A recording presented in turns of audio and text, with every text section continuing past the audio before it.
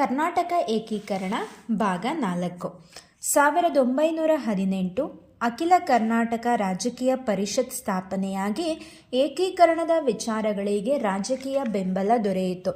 ಇದರ ಮೊದಲ ಅಧಿವೇಶನ 1920ರಲ್ಲಿ ಧಾರವಾಡದಲ್ಲಿ ನಡೆಯಿತು. ಅಧ್ಯಕ್ಷತೆ ನಿವೃತ್ತ ದಿವಾನ್ ವಿ.ಪಿ. ಮಾಧವರಾಯ. ಕಾಂಗ್ರೆಸ್ ಸಂಸ್ಥೆಯು ಕನ್ನಡ ಮಾತನಾಡುವ ಜನರ ಪ್ರದೇಶವನ್ನೆಲ್ಲ ಸೇರಿಸಿ ಒಂದು ಸ್ವತಂತ್ರ ಪ್ರಾಂತ್ಯವನ್ನಾಗಿಸಬೇಕೆಂಬ ನಿರ್ಣಯವನ್ನು ಸ್ವೀಕರಿಸಿತು. 1920ರಲ್ಲಿ ನಾಗಪುರದಲ್ಲಿ ಸೇರಿದ್ದ ಕಾಂಗ್ರೆಸ್ ಮಹಾ ಅಧಿವೇಶನದಲ್ಲಿ ಪ್ರಾಂತೀಯ ಕಾಂಗ್ರೆಸ್ ಸಮಿತಿಗಳ ರಚನೆಗೆ ಅವಕಾಶ ದೊರೆಯಿತು. ಕಡಪ ರಾಘವೇಂದ್ರ ರಾಯರು ಮತ್ತು ಶಾಂತಕವಿ ಸಕ್ಕರಿ ಬಾಳಾಚಾರ್ಯರ ಪ್ರಯತ್ನದಿಂದಾಗಿ ಆ ಅಧಿವೇಶನಕ್ಕೆ ಕರ್ನಾಟಕದಿಂದ 800 ಪ್ರತಿನಿಧಿಗಳು ಭಾಗವಹಿಸಿದ್ದರು. ಪ್ರಾಂತ್ಯಗಳನ್ನು ಗುರುತಿಸಲು ಭಾಷೆಯೇ ಸರಿಯಾದ ಆಧಾರ ಎಂಬ ನಂಬಿಕೆ ಹೊಂದಿದ್ದ ಮಹಾತ್ಮ ಗಾಂಧೀಜಿ ಅವರಿಗೆ ಭಾಷಾವಾರು ಪ್ರಾಂತ್ಯ ರಚನೆಯ ಬಗ್ಗೆ ಒಲವಿತ್ತು. ಕರ್ನಾಟಕ ಪ್ರಾಂತ್ಯ ಕಾಂಗ್ರೆಸ್ ಸಮಿತಿಯ ರಚನೆಯಾದ ಮೇಲೆ ಸಮಿತಿಯು ವ್ಯಾಪ್ತಿಗೆ ಕನ್ನಡ ಮಾತನಾಡುವ ಜನರಿರುವ ಪ್ರದೇಶಗಳೆಲ್ಲ ಸೇರ್ಪಡೆಯಾಗಬೇಕೆಂಬ ನಿರ್ಣಯವಾಗಿತ್ತು.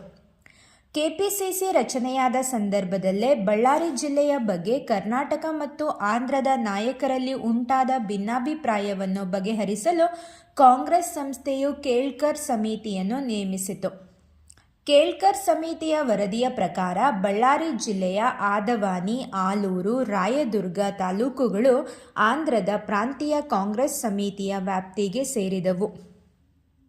1924 ಬೆಳಗಾವಿಯಲ್ಲಿ ಕಾಂಗ್ರೆಸ್ ಅಧಿವೇಶನ ನಡೆದಿತ್ತು. ಇದರ ಅಧ್ಯಕ್ಷತೆಯನ್ನು ಮಹಾತ್ಮ ಗಾಂಧೀಜಿಯವರು ವಹಿಸಿಕೊಂಡಿದ್ದರು. ಈ ಅಧ್ಯಕ್ಷತೆಯಲ್ಲಿ ಕರ್ನಾಟಕ ಏಕೀಕರಣಕ್ಕೆ ಮತ್ತೆ ಚಾಲನೆ ದೊರೆಯಿತು. ಕರ್ನಾಟಕ ಕೈಪಿಡಿ ಎಂಬ ಗ್ರಂಥವನ್ನು ಕಾಂಗ್ರೆಸ್ ಸಮಿತಿ ಪ್ರಕಟಿಸಿತ್ತು.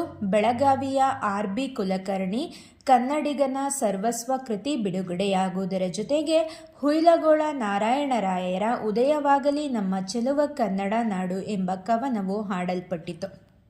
1912ರಲ್ಲಿ ಆಗಿನ ಭಾರತದ ಗವರ್ನರ್ ಜನರಲ್ ಮತ್ತು ಭಾರತದ ಕಾರ್ಯದರ್ಶಿಗಳು ಭಾರತವನ್ನು ಭಾಷಾವಾರು ಸ್ವಾಯತ್ತ ಪ್ರಾಂತ್ಯಗಳಾಗಿ ವಿಭಾಗಿಸಲು ಇಚ್ಛಿಸಿದರು. 1918ರಲ್ಲಿ ಸಂವಿಧಾನ ಪರಿಷ್ಕರಣೆಯ ಸಲುವಾಗಿ ಮಾಂಟೆಗೊ ಚೇಮ್ಸ್ಫರ್ಡ್ ಸಮಿತಿ ನೇಮಕಗೊಂಡಿತ್ತು. 1919ರಲ್ಲಿ ಈ ಸಮಿತಿ ವರದಿಯನ್ನು ಸಲ್ಲಿಸಿತು. ಭಾಷಾವಾರು ಪ್ರಾಂತ್ಯ ರಚನೆಯನ್ನು ಕೋರಿ ಕರ್ನಾಟಕದಲ್ಲೂ ಸಮಿತಿಗೆ ಮನವಿಗಳು ಸಲ್ಲಿಸಲ್ಪಟ್ಟವು.